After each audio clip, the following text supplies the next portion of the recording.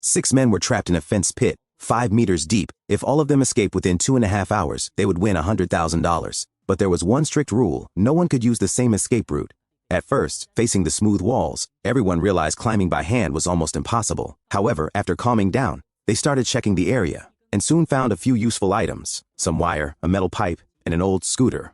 The first plan was the most direct: a human ladder. The strongest men stood at the bottom, stacking up one by one. The lightest guy, Jack, went first. He stepped on his teammates' shoulders, grabbed onto some vines, and pulled himself over the fence. The pit instantly erupted with cheers, but that route was no longer allowed. The second route had more footholds, so they saved it for David, who had an injured foot. With very little effort, he climbed out successfully.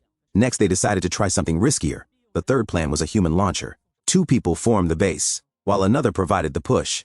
The first attempt failed, but after a quick adjustment, Mark caught the railing and escaped on the second try. Then Ben started thinking differently. He tied the wire to the scooter, trying to make a simple grappling hook. After several failed throws, a teammate tried once, and the scooter got stuck on the fence immediately. But a new problem appeared. The wire was too thin to grip, so Ben tied a wooden stick to the wire, turning it into a soft ladder, but he was too heavy to pull himself up, so he gave the chance to Lucas. Lucas climbed halfway, but the wire cut into his hands, forcing him to give up.